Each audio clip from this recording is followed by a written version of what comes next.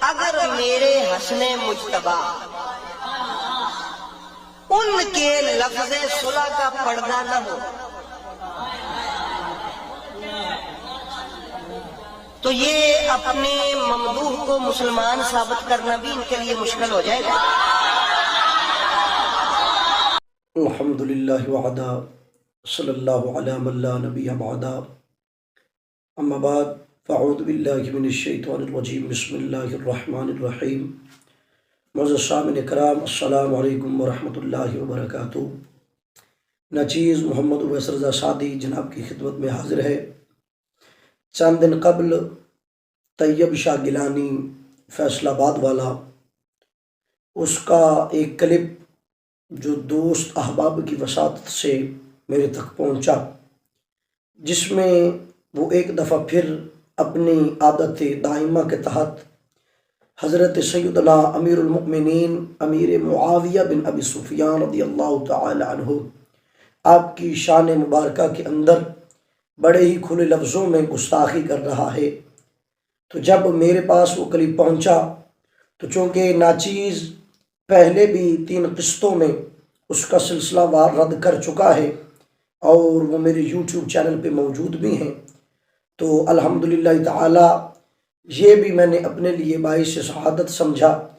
کہ یہ قسط بھی ریکارڈ کی جائے اور اس کے جو رافضیت کا پردہ ہے اس کو مزید چاک کر کے لوگوں کے سامنے پیش کیا جائے۔ تو احباب عزیز وقار، وہ اپنے اس ویڈیو کلپ میں کہہ رہا ہے جو احباب نے شروع میں سماعت فرمایا کہ اگر امام حسن علیہ السلام کے صلح کا پردہ نہ ہوتا تو یہ ان کو اپنے ممنوع کو مسلمان ثابت کرنا مشکل ہو جائے گا ان کے لیے۔ یعنی یہ کہہ رہا ہے کہ وہ لوگ، وہ سنی جو امیر المؤمنین حضرت سیدنا امیر معاویہ بن ابی سفیان رضی اللہ تعالی عنہ آپ سے محبت کرتے ہیں، آپ سے عشق کرتے ہیں، پیار کرتے ہیں، تو یہ کہتا ہے کہ ان کے لیے اگر حضرت امام حسن کی صلح والا پردہ نہ ہوتا تو ان لوگوں کے لیے حضرت امیر المؤمنین امیر معاویہ بن ابی سفیان کو مسلمان ثابت کرنا ہی مشکل ہو جائے گا۔ تو نعوذ باللہ من ذالک، اس کی یہ بکواس جو ہے، اس نے یہ جو مغلظات بکے ہیں اپنی زبان سے، تو اس کا رد میں اگرچہ اور بھی کتب کثیرہ اس جہان میں موجود ہیں، لیکن بخاری و مسلم سے، کتب حدیث سے اس کا رد جو کرنا ہے وہ ضروری سمجھا۔ آج اسی زمرے میں انشاءاللہ تعالی میں جناب کے سامنے جو ہے چند روایات پیش کروں گا تاکہ اس کمینے کا رد بھی ہو جائے اور عقیدہ اہل سنت جو ہے وہ بالکل روز اصل کی طرح عیاں ہو جائے اور شمس کی طرح جو ہے یہ واضح ہو جائے۔ تو احباب عزیز وقار، جیسے اس نے اپنا باطل عقیدہ و نظریہ پیش کیا، اسی زمرے میں جو سب سے پہلے بخاری شریف کی حدیث لے کے آیا ہوں وہ جناب کے سامنے ذکر کرنا چاہوں گا۔ یہ میرے ہاتھ میں صحیح بخاری شریف موجود ہے، اس کے اندر آقا کریم صلی اللہ تعالیٰ علیہ وآلہ وسلم نے جو حدیث پاک نقل فرمائی اور بڑی مشہور زمانہ حدیث ہے، اور آج مولوی کئی دفعہ ممبر پہ یہ بیان بھی کرتے ہیں اور ہم نے بھی بعض جگہ پہ یہ حدیث پاک بیان کی ہے اور لوگ اس کو بڑی محبت سے سنتے بھی ہیں اور ہر جگہ پہ سماعت بھی کرتے ہیں۔ تو میرا دل چاہ رہا ہے کہ میں یہ اسی حدیث پاک سے ہی اس کا جو باطل عقیدہ اور نظریہ ہے اس کا رد کروں۔ تو احباب عزیز وقار، یہ بخاری شریف کی حدیث ہے۔ کریم مدنی تاجدار صلی اللہ تعالیٰ علیہ وآلہ وسلم نے فرمایا حضرت امام حسن علیہ السلام کے بارے میں، آپ نے فرمایا، اور روایت کرنے والے اس کو حضرت حسن بصری ہیں، آپ فرماتے ہیں کہ حضرت ابو بکر رضی اللہ تعالیٰ عنہ کو یہ بیان کرتے ہوئے سنا ہے کہ وہ بیان کرتے ہیں کہ میں نے نبی اکرم صلی اللہ تعالیٰ علیہ وآلہ وسلم کو برسر ممبر دیکھا، یعنی کہ ابا بکرۃ سمعت ان نبی صلی اللہ علیہ وآلہ وسلم علی المنبر والحسن علی جنبہ ینظر الی الناس مرۃ والیہ مرۃ ویقول ابنی ھذا سید ولعل اللہ ان یصلح بہ بین فئتین من المسلمین۔ آقا سرکار صلی اللہ تعالیٰ علیہ وآلہ وسلم کا یہ فرمان مبارک ہے کہ آقا صلی اللہ علیہ وسلم سے یہ روایت ہے کہ آپ حضرت حسن نے فرمایا کہ آپ صلی اللہ علیہ وسلم کے ایک پہلو میں حضرت حسن رضی اللہ تعالیٰ نے تشریف فرما تھے، آپ نے ایک مرتبہ لوگوں کی طرف دیکھا اور ایک مرتبہ ان کی طرف دیکھا اور پھر فرمایا کہ میرا یہ بیٹا، یعنی کہ فرمایا الی جنبہ ینظر الی الناس، یعنی کہ ایک نظر امام حسن پہ کی، دوسری نظر جو ہے وہ لوگوں کی طرف کی، تو فرمایا مرتن و الیہ مرتن و یقول ابنی۔ آقا سرکار صلی اللہ علیہ وسلم نے نظر مبارک فرمانے کے بعد فرمایا حضرت امام حسن رضی اللہ تعالیٰ عنہ کی طرف، فرمایا کہ یہ ہذا سید، فرمایا یہ میرا بیٹا سردار ہے، اور آگے فرمایا وَلَعَلَّ اللَّهَ، اور فرمایا اللہ تعالیٰ اس کے ذریعے ان یصلح بہ بین فئتین من المسلمین، اللہ تعالیٰ اس کے ذریعے مسلمانوں کے دو گروہوں کے درمیان صلح کروائے گا۔ یہ آقا سرکار صلی اللہ علیہ وسلم کی حدیث مبارکہ ہے جو بخاری شریف کے اندر نقل کی گئی ہے کہ آقا نے فرمایا کہ اللہ تعالیٰ میرے اس بیٹے یعنی حضرت امام حسن جو ہے آپ کے متعلق فرمایا کہ یہ جو میرا بیٹا ہے اس کے ذریعے اللہ تعالیٰ اس کے ذریعے یعنی وسیلہ واسطہ یہ ہوگا، اور اللہ تعالیٰ کیا کروائے گا؟ فرمایا ان یصلح، صلح کروائے گا، کس کے درمیان؟ فرمایا بہ بین فئتین من المسلمین، مسلمانوں کے دو عظیم گروہوں کے درمیان۔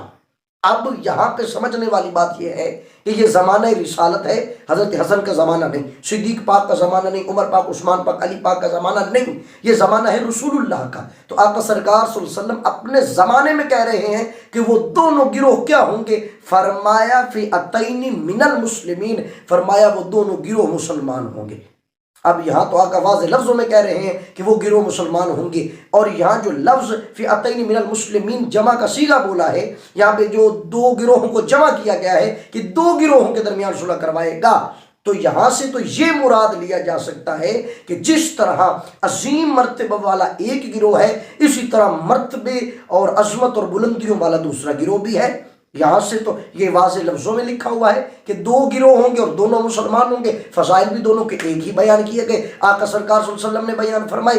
تو اب یہ اس کا جو دعویٰ ہے جہالت کا وہ تو سارا باطل ہو گیا کہ جی حضرت امام حسن کی صلح سے جو اگر امام حسن صلح نہ کرتے تو یہ صلح والا پردہ نہ ہوتا تو یہ مسلمان ہی ثابت نہ ہوتے۔ یہاں تو آقا نے خود فرمایا کہ میرا بیٹا جو مسلمانوں کے گروہ کے درمیان صلح کروائے گا، یعنی جب صلح سے پہلے وہ مسلمان ہوں گے تو پھر فرمایا کہ پھر وہ عظیم گروہ ہوں گے، دو گروہ ہوں گے، مسلمان ہوں گے، اور حسن ان میں صلح کروا دے گا۔ یہ نہیں کروا کہ وہ پہلے کافر ہوں گے پھر صلح کے وقت مسلمان ہوں گے۔ تو معلوم ہوا کہ حضرت کا یہ دعویٰ جو ہے یہ محض باطل پہ مبنی ہے، اس کے سوا اور کچھ بھی نہیں۔ اگلی حدیث پاک میرے پاس اسی صحیح بخاری کی موجود ہے، حضرت ابن عباس کے متعلق آپ فرماتے ہیں آپ سے حضرت امیر معاویہ رضی اللہ تعالیٰ عنہ کے بارے میں پوچھا گیا کہ حضور وہ وتر کی ایک رکعت ادا کرتے ہیں تو آپ کیا فرماتے ہیں ان کے متعلق؟ تو فرمایا قال اصاب انہ فقیہ، فرمایا میں ان کے متعلق یہ کہتا ہوں کہ اگر وہ ایک ادا کرتے ہیں تو وہ ٹھیک کرتے ہیں۔ کیوں پوچھا گیا؟ فرمایا انہ فقیہ، فرمایا وہ فقیہ ہیں۔ اور یہ بھی فقط یہ نہیں فرمایا کہ وہ صحابی ہیں، پھر صحابہ میں سے وہ ایک اعلیٰ درجے کے صحابہ، اور پھر بلند و مرتبے والے صحابہ، اور پھر ان میں بھی فقیہ صحابہ جو فقاہت رکھتے تھے۔ تمام صحابہ کرام میں وہ کم صحابی تھے، تو ان میں ایک جو صحابی ہیں یہ کہنے والے حضرت ابن عباس ہیں، حضور نبی کریم رؤوف رحیم صلی اللہ علیہ وسلم کے رشتہ دار ہیں، حضور کے چچا کے بیٹے ہیں، اہل بیت میں شامل ہیں۔ وہ کہہ رہے ہیں کہ امیر معاویہ جو ہیں وہ فقیہ ہیں، اور فقیہ اتنے درجہ فقاہت پہ پہنچے ہوئے ہیں، ابھی ان کا ایمان ہی ثابت نہیں کہ کیا وہ مسلمان نہیں ہیں۔ تو طیب شاہ گیلانی کا یہ دعویٰ کرنا محض جہالت کے سوا اور کچھ بھی نہیں ہے۔ اور اگلی روایت جو ہے وہ میں اسی صحیح بخاری کی سے ہی نقل کرتا ہوں، آقا سرکار صلی اللہ تعالیٰ علیہ وآلہ وسلم کا فرمان مبارک ہے حضرت امیر معاویہ کے متعلق اور دیگر صحابہ کرام کے متعلق۔ باب کا نام ہے رکوب البحر، یعنی سمندری سفر پر جانا۔ اس میں یہ پوری ایک حدیث پاک نقل ہے کہ آقا سرکار سوئے ہوئے تھے تو پھر آپ بیدار ہوئے تو مسکرا دیے۔ فرمایا وہ ایک عجیب زمانہ ہوگا، ایک وقت ہوگا کہ مسلمان جو ہیں وہ جہاد کرنے کے لیے جو ہے کافروں سے سمندری سفر کریں گے۔ تو فرمایا کہ یہ جو حضور پاک نے بشارت دی اور مسکرا کر فرمایا کہ وہ ایسے سفر کر رہے ہوں گے جیسے آقا سرکار فرمایا بادشاہ تخت پر سوار ہوتے ہیں۔ یہ میرے مصطفیٰ کا فرمان مبارک ہے۔ اب مصطفیٰ کا اتنا عظیم فرمان ہو، اتنا عظیم قول مبارک ہو، تو اب یہ کیسے کہا جا سکتا ہے کہ وہ مسلمان ہی ثابت نہیں؟ خود محمد کریم کہہ رہے ہیں کہ ان کی شان و مرتبہ یہ ہوگا کہ وہ ایسے سوار ہوں گے جیسے بادشاہ تخت پہ سوار ہوتے ہیں۔ اور پھر آخری جو میں روایت پیش کرنے لگا ہوں اس کے بعد انشاءاللہ تعالیٰ میں اپنی گفتگو کو ختم کر دوں گا۔ یہ میرے ہاتھ میں کتاب شریف موجود ہے، ترمذی شریف، اس کے اندر پورا امام ترمذی نے ایک باب نقل کیا ہے، اور روایت بہت ہی پیاری ہے، اس میں آقا سرکار صلی اللہ تعالیٰ علیہ وسلم کا فرمان نقل کیا گیا ہے۔ اور طیب شاہ گیلانی اور جاہد سن لے، تو کہتا ہے مسلمان ہونا ثابت نہیں، یا مصطفیٰ کیا کہہ رہے ہیں، اس سے بڑی دلیل تیرے لیے اور نہیں ہو سکتی، لیکن جو جاہل ہوں، جو کم عقل ہو، ناقص عقل ہو، بے وقوف ہوں، ان کے لیے دلیلیں کچھ کارآمد نہیں ہوتی۔ میرے مصطفیٰ کا یہ فرمان نقل کیا گیا، ان النبی صلی اللہ علیہ وسلم انہ قال لمعاویہ، آقا سرکار صلی اللہ علیہ وسلم نے حضرت امیر معاویہ کے بارے میں فرمایا، اللہم اجعلہ ہادیا مہدیا واہدی بہ۔ قال ابو عیسیٰ، حضرت امیر معاویہ کے متعلق آقا سرکار صلی اللہ علیہ وسلم نے فرمایا، اللہم، اے اللہ، فرمایا اس کو کیا بنا دے، فرمایا اس کو ہادی بھی بنا دے، اللہم اجعلہ ہادیا مہدیا واہدیہ، فرمایا کہ اللہ اس کو ہادی بھی بنا دے، اس کو مہدی بھی بنا دے، اور اس کے ذریعہ سے لوگوں کو ہدایت دے۔ خالی یہ نہیں فرمایا کہ امیر معاویہ خود ہادی ہو، خود مہدی ہو، نہیں، فرمایا خود پہلے ہادی بنا، پھر مہدی بنا، پھر فرمایا میرے محمد کریم نے اللہ اس کے ذریعے لوگوں کو بھی ہدایت نصیب فرما۔ اگر میں دلائل دینے شروع کر دوں اسی بات کے اوپر اور مزید باتوں کے ساتھ، تو تاریخ الخلفاء بھری پڑی ہے، تاریخ دمشق بھری پڑی ہے، طبری بھری پڑی ہے، اور دیگر آباب وقت الاصحابہ بھری پڑی ہے، اسد الغابہ بھری پڑی ہے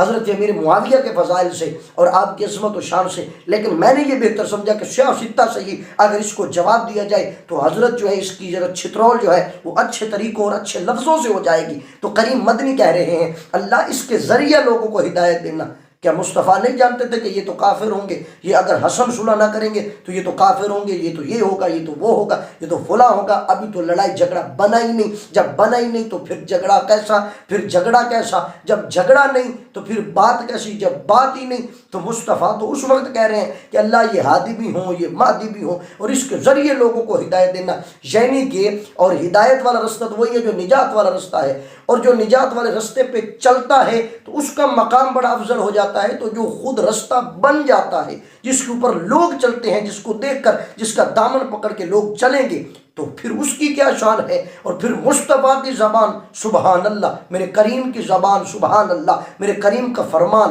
سنن ترمذی کے اندر، اور حدیث بھی حسن درجے پہ پہنچنے والی، اتنی کمال تواتر سے ثابت حدیث، اتنا اعلیٰ مقام، اتنا افضل مقام، اتنا بلند مرتبہ حضرت امیر معاویہ کا۔ اور ابھی یہ بے وقوف کہہ رہا ہے کہ مجھے یہ نہیں سمجھ کہ اگر حضرت حسن کی صلح نہ ہوتی تو ان کو مسلمان ثابت کرنا مشکل ہو جاتا۔ مطلب کیا کہ دلیل صرف حضرت حسن کی صلح ہے اور ان کو مسلمان ثابت کرنے کے لیے دلیل ہی نہیں ہے۔ یہ مصطفیٰ نے جو دعائیں دی ہیں یہ کس کے لیے؟ یہ سمندری سفر کی جو مصطفیٰ نے بشارتیں دی ہیں یہ کس کے لیے؟ یہ بخاری کے اندر جو فقیہ کا درجہ ابن عباس نے دیا ہے وہ کس کے لیے؟ اور جو حضرت حسن کے بارے میں فرمایا گیا کہ عظیم گروہ مسلمان کے ہوں گے، پہلے وہ مسلمان ہوئے ہوں گے پھر حضرت حسن ان میں صلح کروا دے گا، تو یہ مصطفیٰ کا فرمان کدھر جاتا ہے؟ اور پھر یہ صحیح مسلم شریف میرے پاس موجود ہے، اس کے اندر کریم مدنی تاجدار صلی اللہ علیہ وسلم کا فرمان موجود ہے کہ آقا نے حضرت امیر معاویہ کو کاتب وحی بنایا ہے، آپ کو اپنا کاتب بنایا ہے۔ اور یہ کیسے ہو سکتا ہے کہ ایک کافر سے مصطفیٰ کتابت کرواتے رہیں، قرآن لکھواتے رہیں، اپنا فرمان لکھواتے رہیں،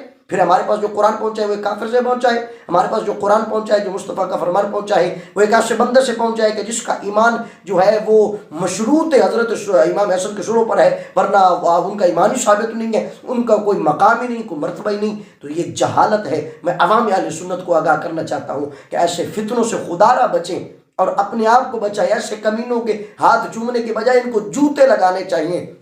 اور ان کو اہل سنت کے سٹیج سے بھگا بھگا کے ان کو دوڑانا چاہیے اور اتار کے پھینکنا چاہیے۔ اہل سنت اب تو جاگ جاؤ، خدا را یہ برباد کر رہے ہیں گلستان اسلام کو۔ میں صرف اتنا ہی کہوں گا کہ برباد گلستان کرنے کو ایک ہی الو کافی تھا، ہر شاخ پہ الو بیٹھا ہے، انجام گلستان کیا ہوگا؟ میرے مصطفیٰ نے فرمایا لوگوں میرے صحابہ کے بارے میں برا نہ بولنا،